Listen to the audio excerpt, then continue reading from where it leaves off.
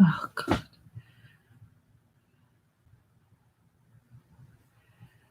Oh God, no.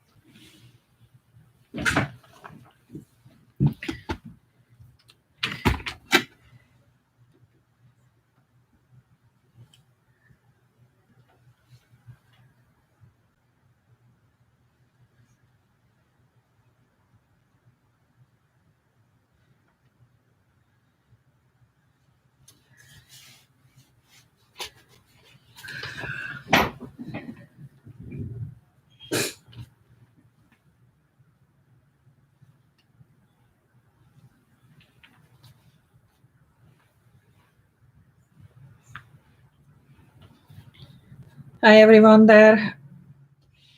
Currently, is there sound? There are still 3 minutes left, so I will wait. I just want to make sure that you can hear me. And I can see a note there's no sound. Is there sound now? Please let me know in a chat.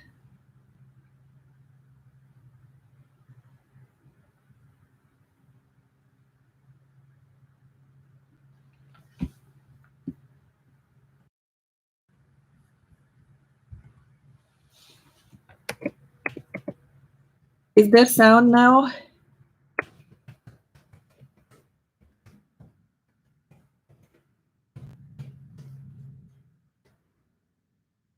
Cool, thank you. I typed because I assumed maybe there is no sound yet. Yeah, I had a technical issue because I specifically, when I set up this, I specifically asked to use my webcam, but somehow it ignored me and it went directly to my phone. So um, I had to switch the webcam to the phone. So it will go from the phone. I closed the door because the outside noise is too loud.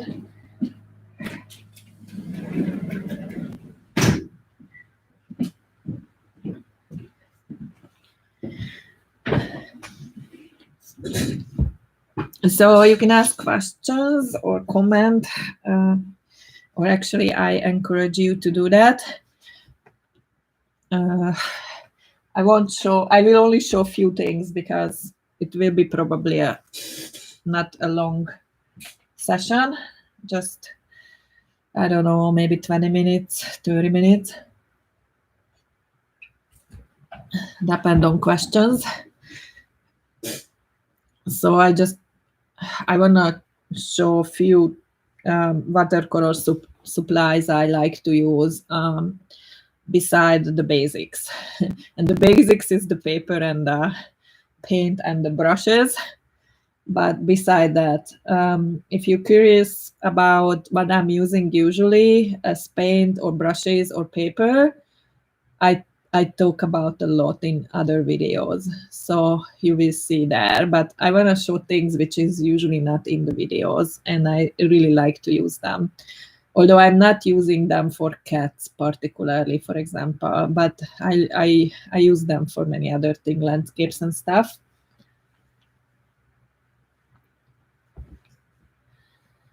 So still 1 minute left.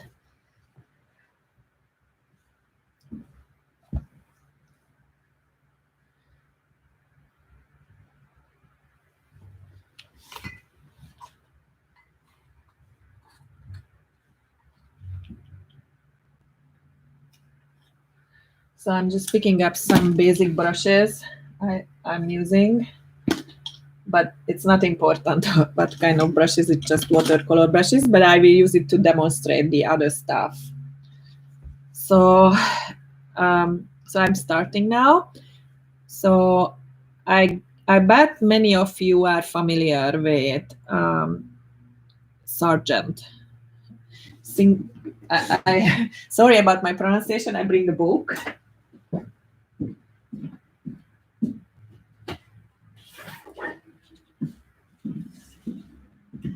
just to make sure. So one of my favorite watercolor painter, absolutely think he's a genius, how he used the watercolor.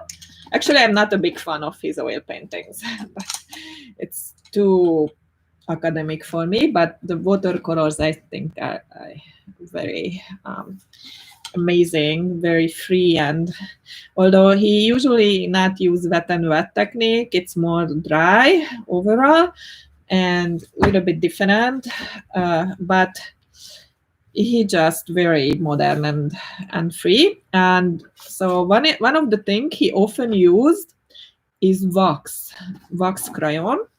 Of course, in his time, there was probably no colored wax crayon, so he just used wax and just plain wax. If you go to Amazon, you can order wax for drawing. And it looked like a little candle. And actually, I think he used probably little candles. And you can totally use little candles. So how he used this, it's he draws something with this and overpaint it. And where he drew this, the base color under the wax stays white or whatever the base color is. So I'm just demonstrating a little bit, but I'm sure anybody can imagine what I'm talking about. Just use any random color and you can see it stays white there. And he used this technique a lot. And he also used not just for white, but he just painted a base color. I'm reading the comments now. The book's cover is out of, oh, sorry. I try again then. So I try to make it in the middle. So I hope you can read it. I mean, I have like 5-10 books from him. Sargent, if I'm not pronouncing, John Singer Sargent. If I'm not pronouncing right, sorry.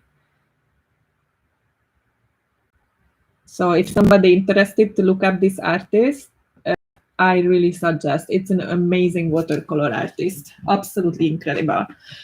So he used the wax crayon a lot, as I said. I hope this is in focus, so you can see what I just draw here, just this few random lines, so it stays white. But he not only used this way, but he also painted base colors, and he put the wax on it, and then overpainted. So I show this too.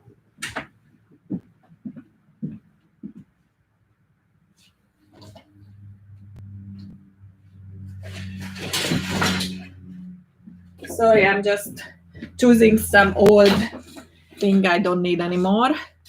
And let's say he want this light purple. So he just drawn it with the wax crayon, whatever he wanted. And so, of course, you need to dry the first layer, and then you can do the wax. And so when you overpaint this, the purple stays there. So I will try to look the link, but it's very easy to find when you search wax crayon. So the modern version of this, so this was how he did it, and this is the classic technique, but the modern version is this. So again, I can't pronounce for sure. Karandash. I have no idea how to say this. This brand has 2 types of crayons, and actually I will talk about both. And the naming is extremely stupid. I'm sorry, I have to say this. But the wax crayon called Neocolor 1, I really hope I get focus eventually. Okay, good. Neocolor 1, you can see it. So that's the wax crayon, the colored wax crayon. And he has watercolor crayon, incredibly good quality watercolor crayon, which is, you can see, Neocolor 2. So it has two vertical line, which is I read as Neocolor 2, and the wax crayon is Neocolor 1. So if you want to order, make sure you not screw this up. So the wax crayon, of course, it's not water soluble. You can do the same thing as Sargent did, but you can already put up the color. So it's great because you can choose the color you want. You don't need underpainting, and you get the same effect, or very similar, let's say. So you just overpaint and it stays the color you put. This Now color crayon also available in Amazon, also on Blick. So you can totally get it anywhere, and you don't need many. So if you want to use this, honestly, a 10 color or a 6 color, you can do a lot with. So you don't need to buy a big set if you're interested. Yeah, yes, I love both. I'm just reading sometimes the notes on the side, and I answer. Yes, I love both, and I will talk about that one too. So this is an amazing tool. I really suggest, especially if you need to make thin lines or branches of trees and stuff, which is hard to leave lighter color when the background is dark, for example. It's hard to leave it out, with watercolor, especially if you like to paint leaky. So that can be your tool to make thinner lines, especially lighter color, thinner lines. You want stay white or lighter color. So this is absolutely an amazing tool. So that was the first one I wanted to introduce, or actually the second with the wax. So now let's go to the nail color 2. I will show example on the end in the book. So this is the nail color 2. I bought the big set. It's huge, really. I need to show. So I don't even know how many, but you can see it's a lot. First of all, I think the colors are incredibly beautiful. It's really, really nice colors. And even in this big set, I think each color, most of the color has a meaning. So they are different from the others, which I really like. So this is watercolor crayon. So it's behave as a watercolor. So you can draw with it, but then you can, with water, you can make them, you see, it's completely with water, it can completely come up and just behave as a paint. So if you want, equalize it or things like that. But it's very beautiful when you just use it on your dry. If you have a watercolor painting and it's already dry, let's say, and you want to make thinner lines on it, something. I bring another painting, just let's do this. So when you're done and you want some lighter colors, let's say, I don't know, light pink, I don't know, anywhere, you can totally go with this, and you can draw above, and you can get the lighter color above the darker color. So I don't know how much it's visible. It's pretty nice. So let's say you painted a portrait and you just need few highlights in the eye and stuff. You can use this crayon to make it. It's completely covering the previous layer of paint, so you can make light marks on darker background with this easily. I'm reading now what people are writing to me. Will you show some of your work? You use each of crayons? Yes. It will take a few minutes. I have to dig them up. Sorry.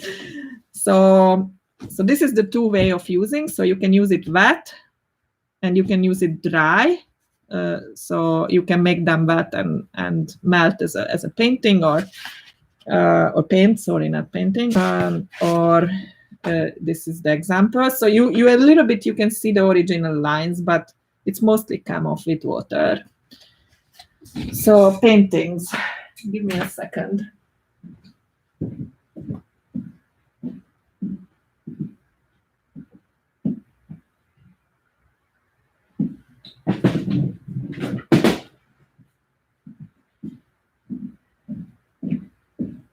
It's in a frame, so I don't know how it will be visible or not. So it's a landscape, and you can see I did a base with watercolor paint, the clouds and everything. It's pretty wet on wet. You can see a lot of blooms. But then I just went and I used the crayon very, very abstract way just to emphasize things. You can see it's like cracks, like following the rocks and things like that. So it's completely mixed. It has a normal watercolor underlayer, and I use this crayon. This is the watercolor crayon, not the wax crayon. This is the watercolor crayon.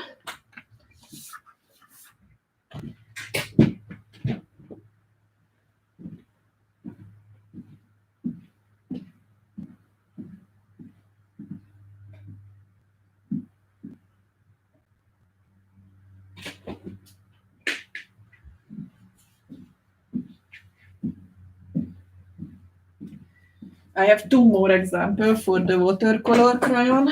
So this is also a watercolor crayon. Sorry about the reflection of my lamp. So you can see here, this is all the crayon here. And this light, so you see I used lightening up a darker base color. So, sorry, it's not fit properly here, but yeah. So it's two examples and one more. That is maybe even more obvious.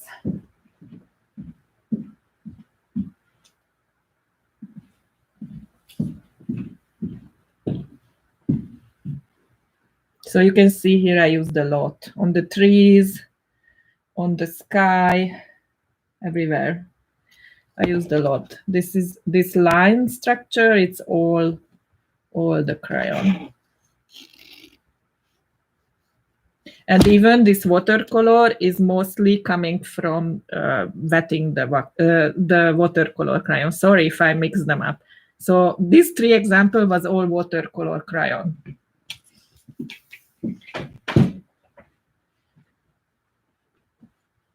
And another one, I hope I can find easily.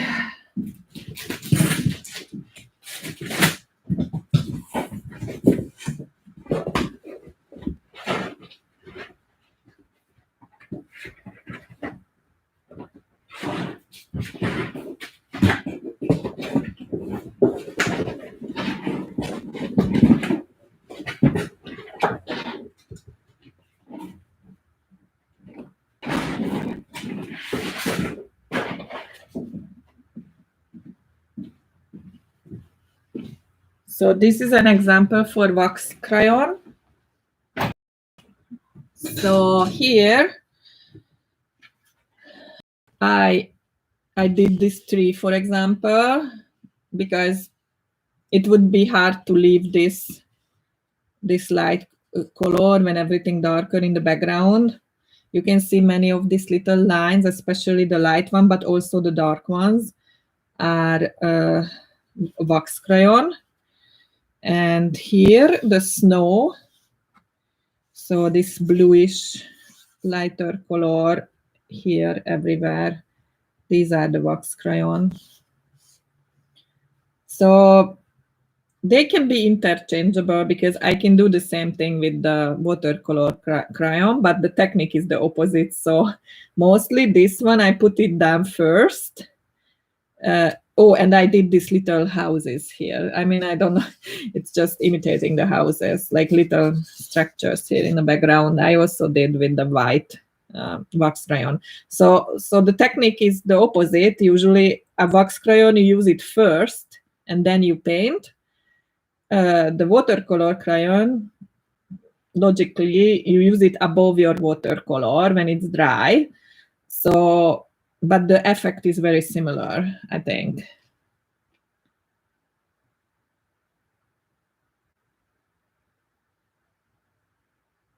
So somebody asking?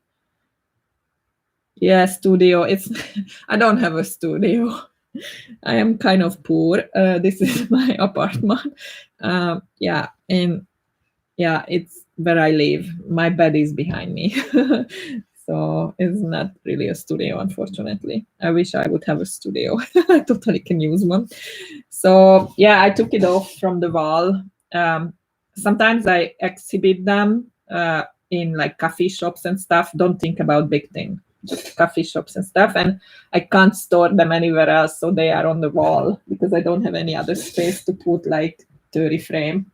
So I had to take the wall.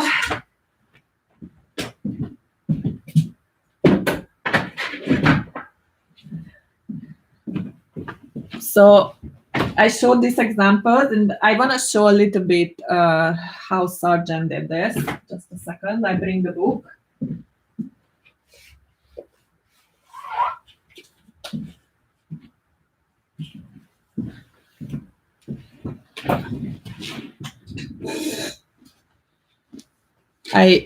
I don't know if I will find it right away because I didn't know. I kind of didn't expect to show examples, but I want to show examples because I think how he did it, it's just amazingly beautiful. And so treat this with a little question mark because I am not him, so I cannot be 100% sure where he used exactly this technique. But actually, if you search on the internet, you're putting his name and wax crayon, you will see example where it's proven he used the wax crayon. But he used actually a lot, honestly. And I have so many books, I don't know which one is the best to search, but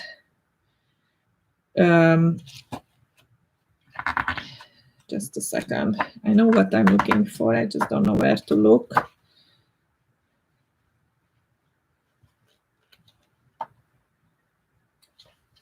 It's maybe another book. In the Italian gardens, he used a lot. For example, I know that for sure. Okay, so I can see here some mark. I take off my phone, so I hope I'm trying to show. So here in the background, sorry, I need to find my, you can see these lightings. It's probably he overdraw these little lines here with crayon. So he had the background base color. The wax crayon, if you just use the plain wax crayon, has no color. It's not white, it's colorless. So if you have a base color, like let's say here is some grayish blue, and you put the wax crayon above, it will preserve you that color.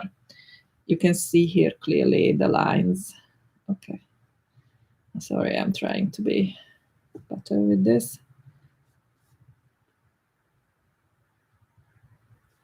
So I want to show more. Just give me a, sorry about the view now. I just put it down the phone on desk.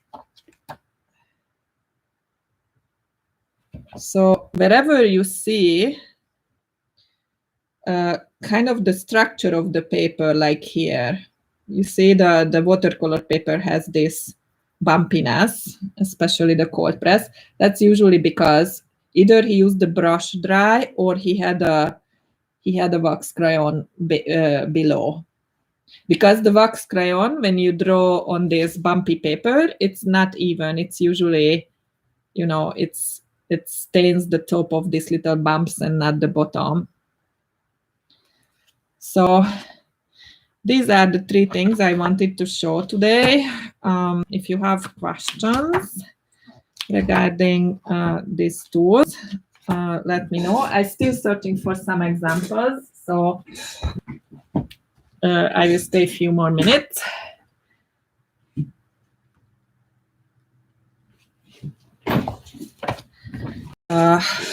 Maybe the Italian garden will be in this one, but I'm not sure. I prefer to show his examples.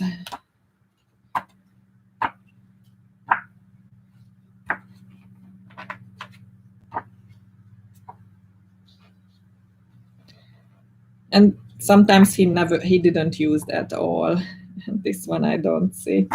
Okay, so the gardens are not in this one.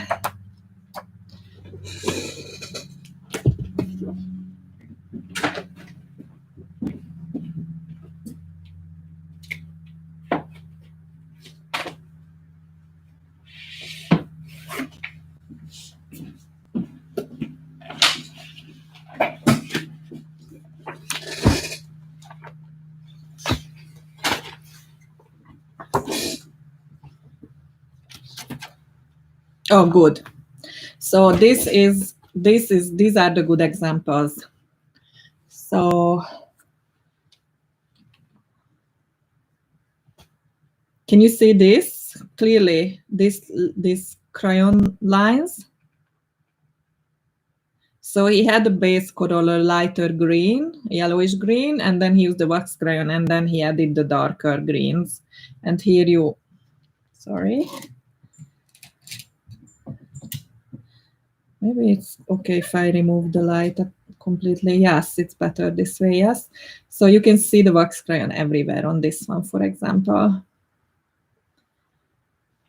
Here, it's a little bit look like something like that, but of course it's dark, so it's probably not the wax crayon. But here it's very obvious, especially this area here.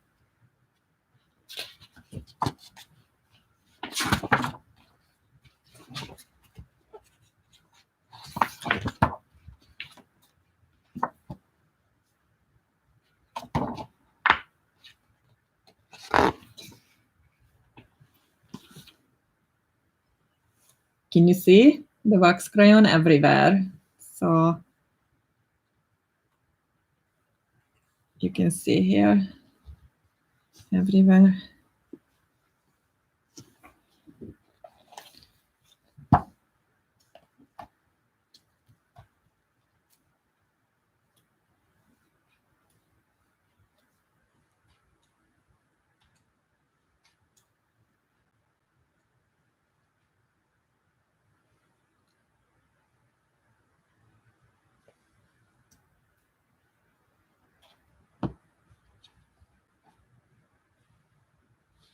So especially good, these two technique is especially good, for example, winter landscape and stuff like that. And I know these are not winter landscape, these are the Carrara, in Italy, the Carrara mine, where they mine this white stone. I think it's called Carrara marble, but I think he used here a lot the crayon. And as I'm saying, since I didn't make this painting, I cannot guarantee, but he either used very dense white paint or he used the crayon.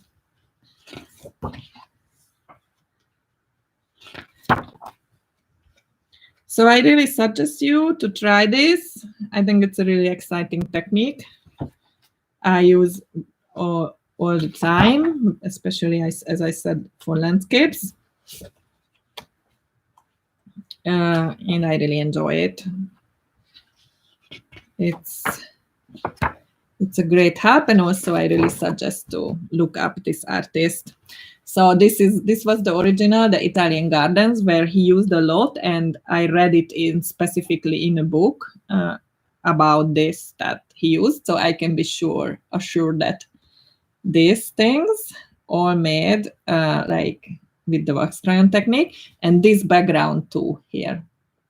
So I know particularly this is wax crayon based. So this is how the painting look like. I think it's beautiful.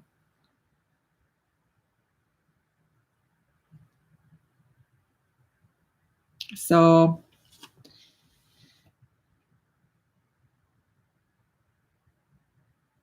it's amazing. So, and he only used just a plain little white candle, just plain little white candle. He didn't have the modern wax crayon designed specifically for artists. So even with a plain wax crayon, if you make an underpainting here, and So you can layer. You just use very light color first. Use your wax crayon wherever you want to preserve. Then you can add the middle tones, and then it's dry. You can again use your wax crayon if you only have just wax. And then this way you can color your wax crayon. Of course, if you want to spend more money, you can buy the Neocolor one, which is the wax crayon colored. So much easier to work with, and you still can make a very, very similar effect with the watercolor crayon. If you first paint your basics with watercolor, you let it dry, and then you can draw. You can make this free hand marks with your Neocolor 2 watercolor crayon. So very similar effect, but different way, different method, and different material.